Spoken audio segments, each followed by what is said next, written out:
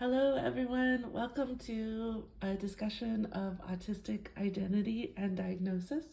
I'm creating this video for my workshop attendees, but I hope to share it with other people who are kind of asking the question, am I autistic? Or if you know you're autistic, what does it mean to be autistic? What does it mean to be autistic through the eyes of the medical establishment, and what does it mean to be autistic from autistic experience. So we'll really be delineating verbally autistic identity and diagnosis. So I'd like to begin with that question of what does it mean to be autistic? And the DSM-5 is the book we use that kind of describes mental health diagnoses. And in it, there is a description of where we're at. DSM-5 is the current iteration of that book. And in that book, it says, gives us a detailed description of what the criteria is. And then that way people can look at it and say, yes, this person is autistic, or no, this person is not autistic, or maybe we need to rule out autism. And so I'd like to do a little translation where I tell you the DSM definition point, and then I tell you what it might look like as an autistic person from the inside. So let's start. The DSM says deficits in social emotional reciprocity, ranging, for example, from abnormal social approach and failure of normal back and forth conversation to reduced sharing of interests, emotions, or affect, to failure to initiate or respond to social interactions. So we can cut from there to kind of my autistic interpretation. I don't think I have deficits in social reciprocity. I socialize in my own autistically normal way. I love discussing topics that I'm interested in, and I prefer deep conversations to kind of banal chit chat or small talk. I don't always read neurotypical social cues, but they often miss mine as well. So there was a really amazing research study done, and what came out of it was called the double empathy theory. And it basically said that while autistic people may seem to have social deficits in a group of allistic or neurotypical people, the opposite is also true. So if you took an autistic person, you put them in a group of allistics, then they would seem to have deficit. But if you took an allistic or neurotypical person and you put them in a group of autistics, then they would also seem to have deficit. And I really feel that in my life, having had the opportunity to express myself more truly as an autistic person and to be around other autistic people, that it's not so much that I have a deficit in communication, it's more that I just have a different way of communicating. The next one is this is the DSM. Deficits in nonverbal communication, ranging from poorly integrated verbal and nonverbal communication to abnormalities in eye contact and body language, or deficits in understanding and use of gestures, to a total lack of facial expressions and nonverbal communication. So again, my autistic interpretation of this is that my nonverbal communication is fine, but I don't use it as heavily as neurotypical people. I don't rely on it as much. And if I was to be my authentic autistic self, I wouldn't use nonverbal communication to indicate anything I wasn't actually feeling. So if I was feeling sad, I wouldn't be trying to put on a smile. I use it to communicate what little actually needs to be said that way. So if I really feel like I need to communicate something nonverbally, that's fine. All forms of communication are fine. Eye contact hurts my head and it hinders communication. When I try to make eye contact with somebody who I don't know super well, while also trying to think, it just doesn't work. It's very stressful for me. Sometimes it feels like their eyes are like burning a hole in my head. Some autistic people don't have a problem with eye contact. What's so holy about being in this more shallow place of interaction where you have to put on an act or use specific types of gestures that match what you're saying in a very specific neurotypical way? Next, the next DSM piece we have is deficits in developing, maintaining, and understanding relationships, ranging, for example, from difficulties adjusting behavior to suit various social contexts, to difficulties in sharing imaginative play or in making friends, to absence of interest in peers. And what I would say about that is that, having tons of friends and acquaintances or large social circle isn't that important to me. It feels exhaustingly superficial, and it feels like something that I was told at a young age I had to do in order to survive in neurotypical society, but it's not actually a value of mine. I value connecting to the world to improve things, to make the world more just, to make things more efficient, to make things better, or to share special interests of mine with people. That's a big one.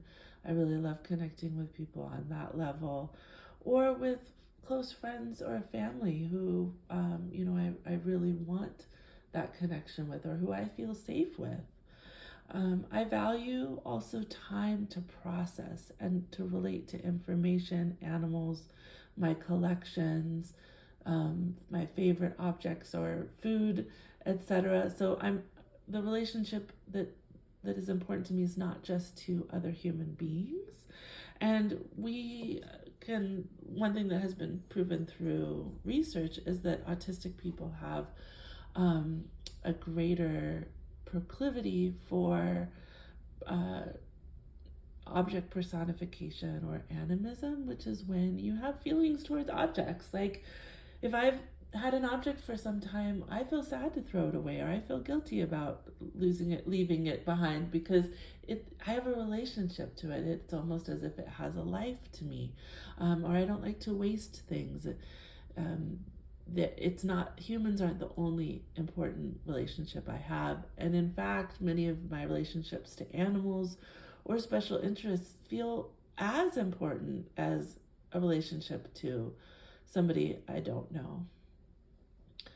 The next one we have is, this is a DSM, right? And it's stereotyped or repetitive motor movements, use of objects or speech, simple motor stereotypes, lining up toys or flipping objects, echolalia, and idiosyncratic phrases.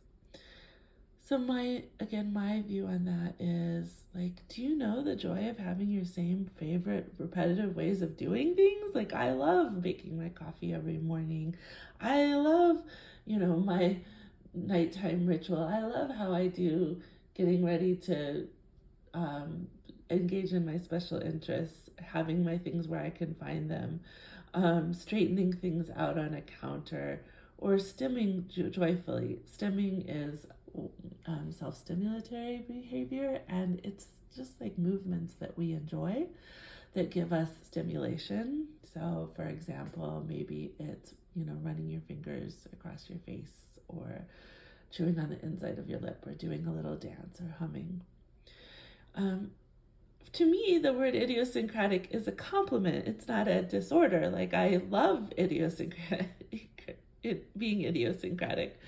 I'm interesting, I think, and I think other autistic people are interesting, and the ways I move through the world shouldn't be dampened just to make neurotypical people comfortable.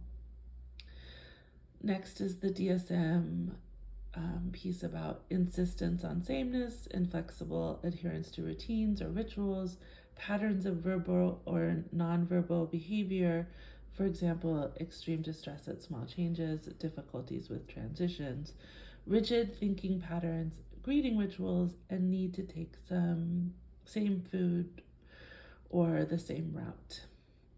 So for me, I love my routines, like I said before. They make sense to me and they feel great. And when they're disturbed all of a sudden, I don't like it. It just doesn't feel good to me. I feel like I'm getting knocked out of something that I've already started or that I'm in the middle of. I've picked many of my routines for joy and efficiency. Why do we have to jump from one thing to the next? Why do we have to do these routines if they don't either make sense for ourselves or our families, or help anyone? Do I have to stop what I'm doing to do some spontaneous thing? No, I think that's, again, more of a neurotypical value. I like to do things deeply. I like to think deeply without interruption.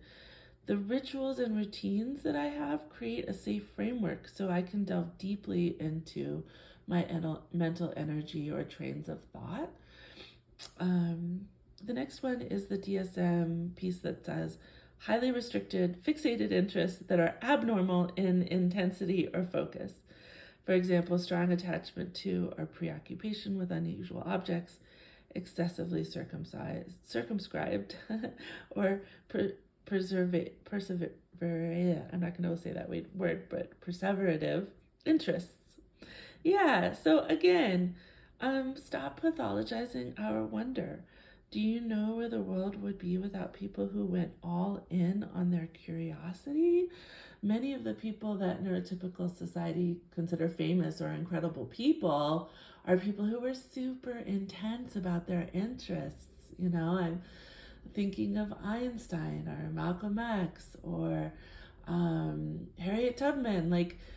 Those were all people that relate to my culture. But anyway, I think even in, across cultures, when we look at the people who really stand out, a certain percentage of those people are going to be people who stood out because they were so obsessed with what interested them that they were able to invent new things or really revolutionize ideas. So please stop insisting that we shallowly skim life. I think neurotypical people can do what they want, but my special interests give me life, and they've actually made me an expert in a lot of really cool things and provided an opportunity for me to help people. So the next DSM is hyper or hyporeactivity. So hyper being extra and hypo being less.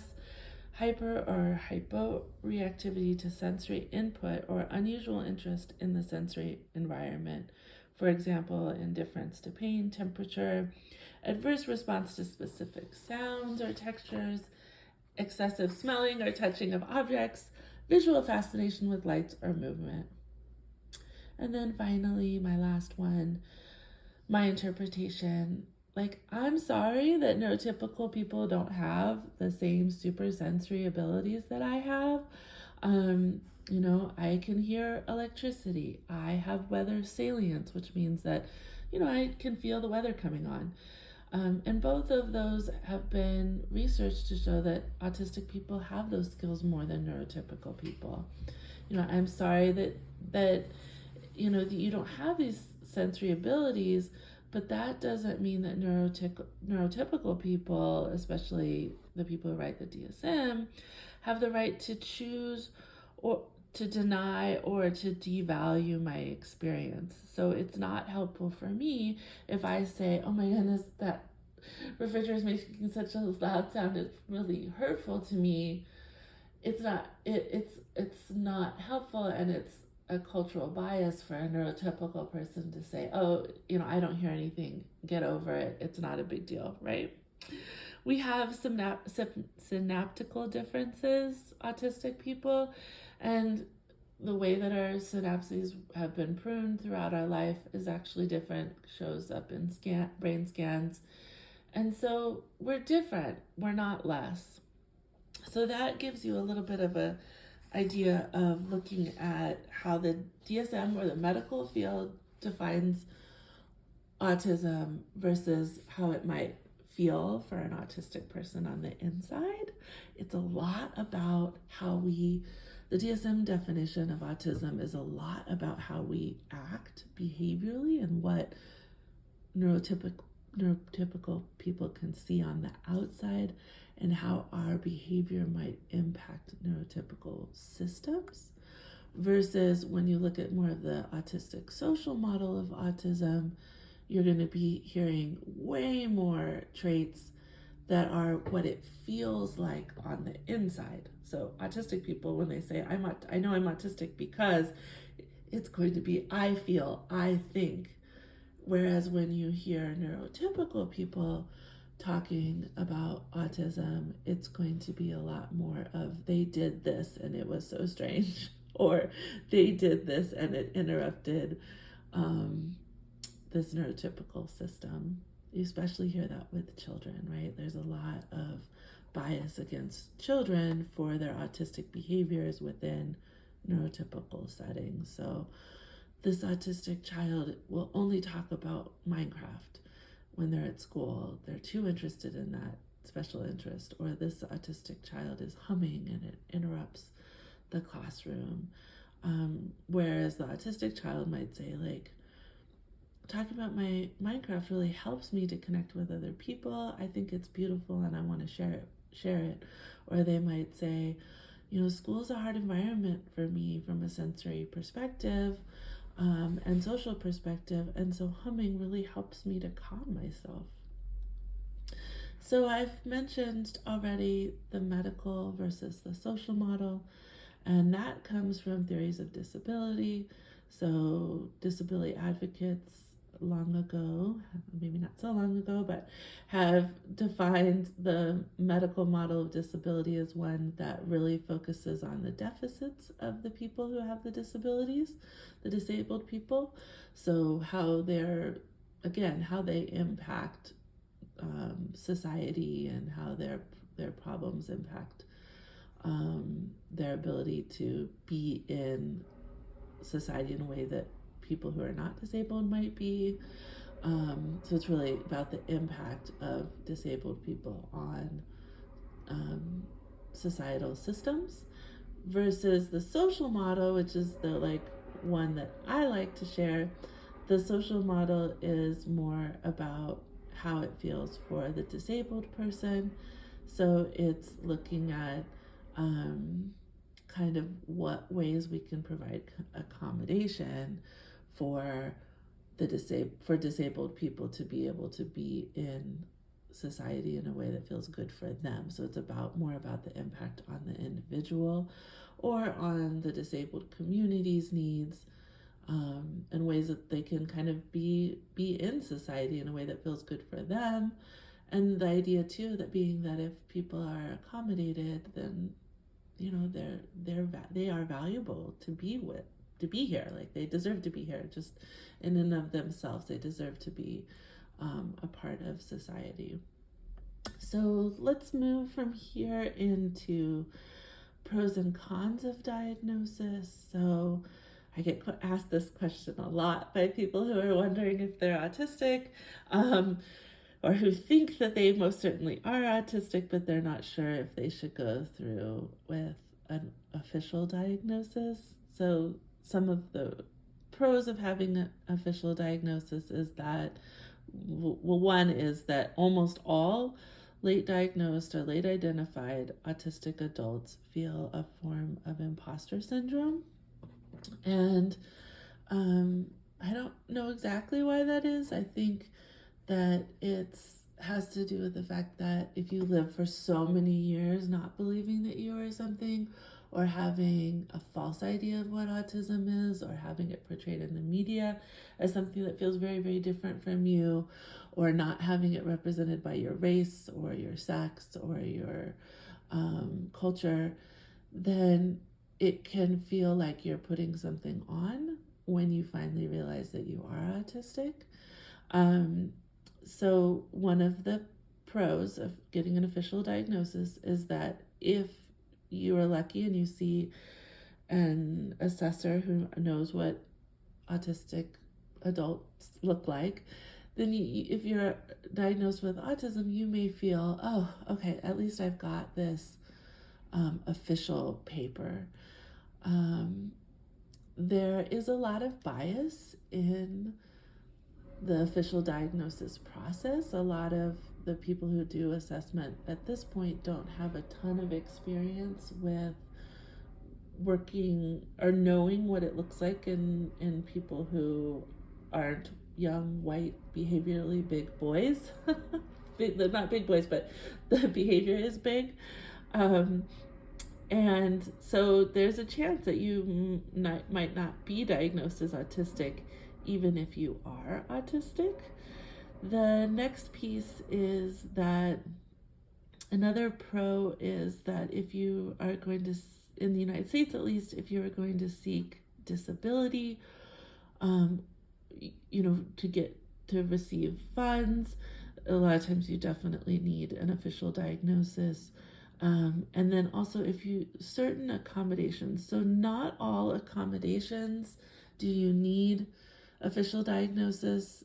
There are laws within the Americans with Disability Act that say that you can't be asked to prove your disability for accommodation in certain settings. So, that's something you'd have to learn about on your own. But say you were going to seek accommodation for a test for higher education, like to get into a large university, a lot of times they will require official diagnosis. Those are the big pros of official diagnosis that come to mind for me. There may be other ones that, if you talk to other autistic people, you may be able to find out. Cons of diagnosis. The first one, of course, is that you may not be diagnosed even though you are autistic. Where, autistic therapists and psychologists are often talking about how problematic the process is at this point, and how even many of us who were identified as children would not even be diagnosable because the DSM is so deficit based, and by the time most autistic people are adults, they have figured out ways to mask, to cover their kind of the ways in which they show up as autistic, or to lean into the strengths and not the deficits of being autistic. So that's one con, is that you might not be diagnosed even if you go through the process. It's extremely expensive in most places and often isn't covered by insurance. Many places do not have easy access, so you may have to wait 5 months to a year or to 2 years to get an official diagnosis. It's a long and really difficult process for many autistic people. Myself, I was identified as a child, and then I was again formally diagnosed as an adult.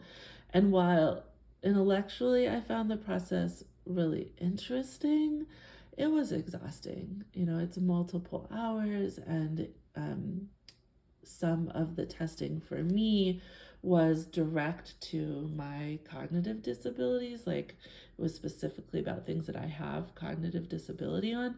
So that was very painful. I actually felt nauseous after doing those pieces. And I've heard that from other autistic adults. And another con, of course, is coming up against that bias. If you are culturally or racially or from a gender or sexuality that is not typically considered part of how people are trained to look for autism, if they're not trained to look for what autism looks like in Black culture or what autism looks like in women, you could easily be missed, and it could actually be a traumatic experience. Other cons are that there are laws and biased laws against autistic people. So, for example, we're in 2023 right now, and there are documented cases of people being put on do not resuscitate lists without their consent just because they were autistic during the pandemic. There's, again, documented cases of people not being able to foster or adopt children because they are autistic. people not being able to have trans affirmative surgeries because they're autistic, people not being able to move to certain countries. There are actually many countries with that where autistic people cannot repatriate to or immigrate to, including right now Australia and New Zealand. So, the bias piece, having that on your medical record, can be a big deal. There are even lists, certain states keep lists of autistic people, and if you know about the history of oppression, you know that being put on a list as an oppressed group is not a super safe thing. Like, we don't know what will happen with our governments or society in the future. Okay, so our next piece is to talk a little bit about disability identity. So many people, when they are first trying to think of themselves as autistic, especially if they have not been diagnosed with other disabilities, really question this idea of like, am I disabled? Like, I don't feel comfortable taking that on. So you don't have to, right? Like, within the autistic adult community, there are many people who say, yes, I am disabled. I do consider being autistic a disability. And then there are many people who are like, more on the side of like, I don't consider myself disabled. It's not, my autism does not impact my life at that level. Many people will begin the process in that space of, I'm not disabled, and then as they start to unmask and learn all the coping mechanisms and all the stress and anxiety they've gone through trying to survive in neurotypical society, will come out saying, yes, I am disabled. This autism is a disability, especially within neurotypical society. I consider myself to be disabled. I consider myself to be multiply disabled because I have other disabilities besides being autistic. But that's a process. We call autism a dynamic disability. It's classified as a dynamic disability because it changes. So like throughout the lifespan, what we can do, what we're able to do changes, what skills we have change, and then just day to day. So you'll hear of an autistic person who's like, I did a full training, I hosted a party, I ran a marathon, and then the next day, I could not make it to the bathroom in time, or I was not able to feed myself, or I lost all language ability. So that's what when you hear people say dynamic disability, that's what we mean. A phrase that I really love everyone to know, that, and I can't remember who said it, but if you Google it, you'll be able to find out. A common phrase that we use often is, you've met one autistic person, you've met one autistic person. You've met one autist, or then you've met one autist. And it's really true. Like, the way in which the snowflakes of our autism are created may come from the same source, so the same processing difference, but the way it manifests, the actual snowflakes, is different for every person. So every autistic person I've met has different traits and different ways in which their autism shows up throughout their life. And that's really what the spectrum is. I think people think that the spectrum is this line from less autistic to more autistic, but the spectrum is actually a spectrum of ways in which our autism shows up for us, in ways in which, for example, some autistic people really struggle to remember faces, and are super good at math. And I could not be further from that. I feel like I remember everyone's face since I was a child, and I have profound dyscalculia, so I don't even know how to multiply or divide, and can't remember more than like 4 numbers at once. So, I hope that that's helpful, because sometimes people are like, well, I can't be autistic because I don't have this one trait that is so famously autistic. And I would just say, no, it's more about, you're processing differences as a whole than it is about one single trait. And then I talked a little bit about how culture impacts the diagnosis process, or culture, race, country of origin all those things can impact diagnosis, but it also impacts the lived experience. And we talk about intersectionality. So intersectionality is just the idea that different identities, when we have more than one, it impacts our experience, rather than if we just had one. The different experiences impact each other when they're on board. So it's like being disabled is one thing. Being a Black woman who's disabled can be a very different experience, and acknowledging the intersections of the identities. And this is so true in autism, to the point where, like, I've heard like Black autistic thought leaders saying, like, so many of the autistic traits that I hear white people talking about just do not even apply to me. And yet when I'm with other Black autistics, there's this real experience of, like, this is where I belong. And what that could look like is, like, maybe a culture where dancing and singing and humming and quoting lyrics is totally normal. Whereas, like, for example, white American culture, depending on the white American culture, is, often is like, you don't just start humming, or you don't just start dancing out of nowhere. And so that piece is very autistic, to just, like, start humming or dancing or moving. And so within a culture that respects that, or already has that, then it might be less likely for a child from that family to be recognized as autistic. There's, also non-speaking autistic people would be another intersection that is really important. I think the experience of non-speaking autistic people, like, so people who don't use spoken language, it's so important for us to keep that on our radar and be listening to these people as they communicate in the way that they do.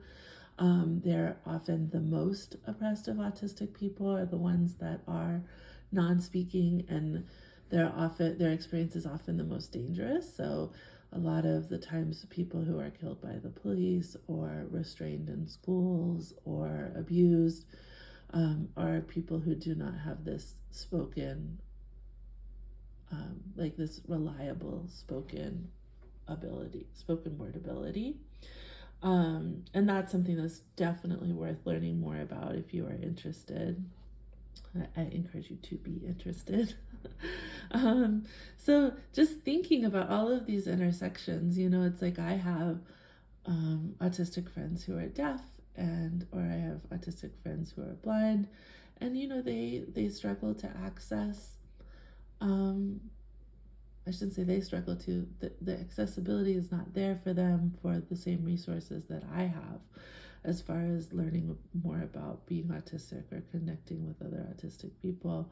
Of course, with intersectionality, there's also benefits. So there can be huge benefits to having these cross identities, as well as, the difficulties. For example, I think the, queer and trans LGBTQIA community, while that intersection of being autistic and queer can add to the likelihood of oppression or bias, there's also a community aspect of, like, we're in this together, we're supporting each other. There's a lot more within that community. There's a lot more acceptance and understanding of neurodivergence.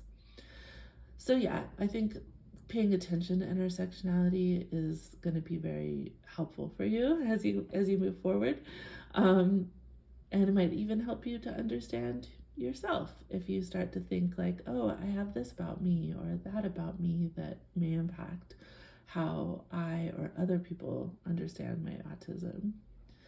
Another piece that I think is important is how common it is to be ADHD and autistic. I think the numbers of autistic people who are ADHD is like 70%, and then the opposite is less. So there's less ADHDers who are autistic, and there are way more autistic people who are ADHD. So, really learning about what it means to be ADHD, which is AUDHD, and that's when people are both autistic and ADHD. Common misdiagnoses, so common things that people will be misdiagnosed before they are diagnosed as autistic. I'm going to give you a list of those, and then I just want to say that you can be autistic and have any other mental health difference or mental difference or brain difference. There's nothing other than being neurotypical or holistic that autism rules out. So you could be both OCD and autistic, absolutely. That being said, I wanted to give you a list of things that people are often misdiagnosed with before they are diagnosed with autism. So ADHD, many people are diagnosed as ADHD first. Often it's the inattentive type, but sometimes it's the hyperactive type. Then another one is OCD, so pieces of autistic closure or ritual, or even attention can look like OCD.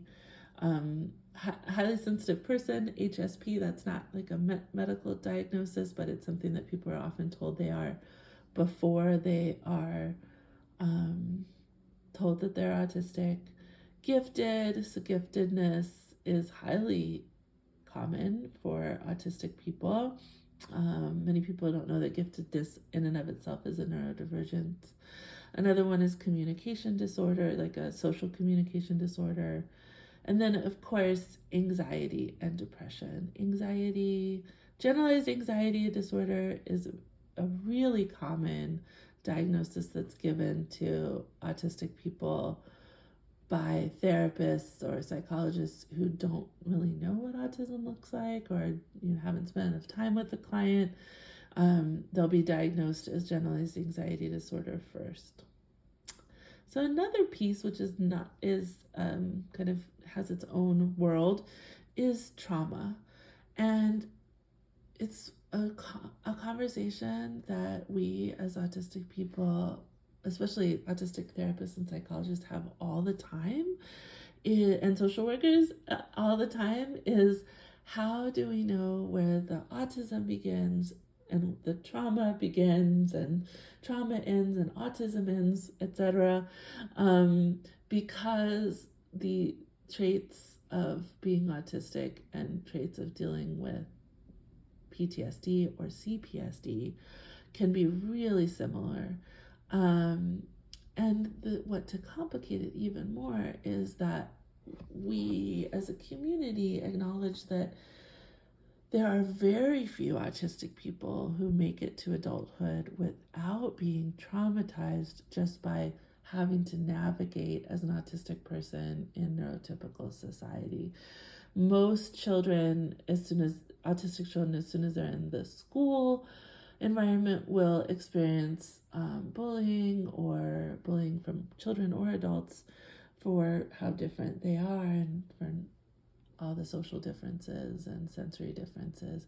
And even within people's families, there are children who are treated badly by parents, some of whom are autistic and have internalized ableism, don't know that they're autistic, and tell their children, you have to, for example, my father, who's also autistic but didn't know he was autistic, would make me stand under a bright light and look him in the eye when I talked to him, and it was very traumatic for me. It felt really scary and very difficult to do.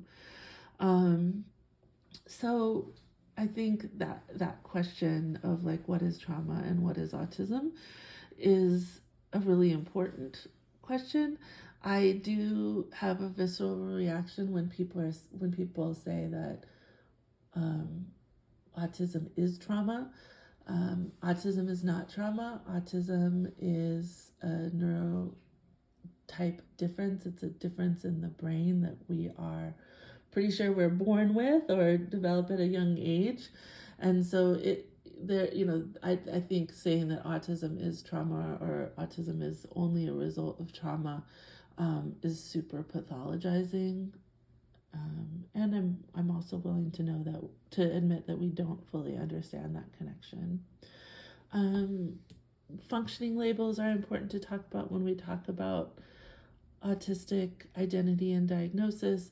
The adult autistic community really shies away from functioning labels. We tend to say that when you label somebody as low functioning, you're going to miss out on all their strengths and skills that are not neurotypically valued. And when you call somebody high functioning, you're going to miss out on all the accommodations and needs that person has. And I really feel that as a high functioning autistic person, quote unquote. I would never call myself high functioning actually, because I think it's such a misnomer. But I have trouble making it to the bathroom in time. I have a really hard time feeding myself. I lose my words.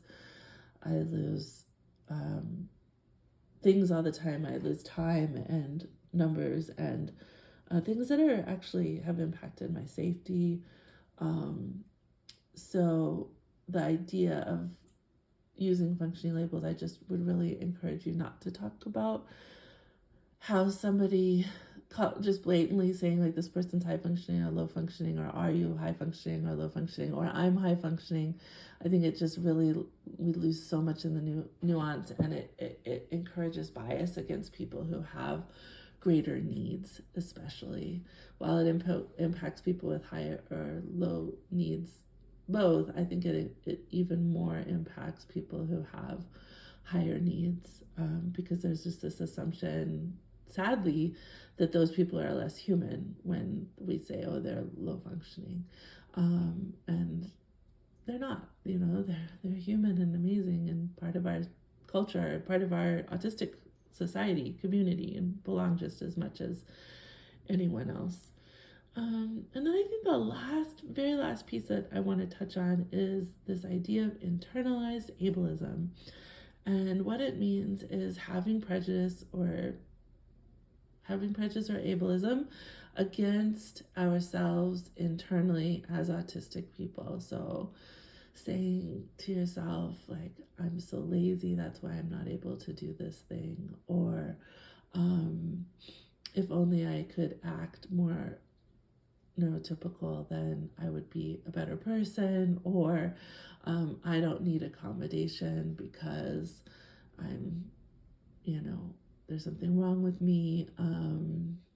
Or just like really all of the negative pieces about ourselves. And there are layers to this. Like, it is a journey, and I would just recommend being as kind to yourself as possible in the process of figuring out what internalized ableism you have. Even like for an autistic person who's questioning whether they're autistic, to say like, oh, I can't be autistic because of this or that, that can be internalized ableism, because it's really holding yourself to standards that you don't even really fully understand. Or saying like, I can only be autistic if I get an official diagnosis. And it's like, well, okay, if that's how you feel, but I think that you as the person experiencing it actually are able to say who you are more than somebody from the outside. And I think that one way that we can begin to address our internalized ableism, kind of an exercise, is to write out the pros and cons of being autistic. Like, what are the traits that you love about being autistic, and what are the traits that you hate about being autistic? And if there's a lot more in that like dislike column, then you might have some work to do to like really look at yourself and try to find what the positives are, and or even to look at our community and figure out what some of the positives are about other people. Yeah, so I think that's all. I'm sure there's other questions about autistic identity. You can feel free to put those in the comments and I'll try to respond. Or you can visit my website and sign up for a training with me. Or you can reach out to the autistic community, which is very alive and it's super helpful. We're a pretty helpful, data-driven, we love to share information group. All right, well, thank you so much and have a great day. Bye.